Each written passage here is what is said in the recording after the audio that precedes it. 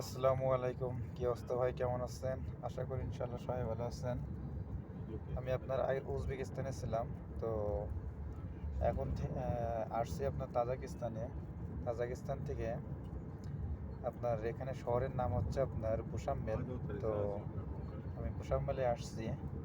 বুশাম্মেল থেকে এখন যাচ্ছি আমার বাসায়। আপনার আসার সময় যে এত সুন্দর আপনার দৃশ্য ছিল, যে আপনার কি বলবো, যে চারি সাইডে আপনার শুধু পাহাড় আর পাহাড়, শুধুমাত্র পাহাড় আর পাহাড়। পাহাড় কেটে আপনার রাস্তা তৈরি করা হয়েছে, দেখলে যে এত সুন্দর ভাই কীভাবে বলবো।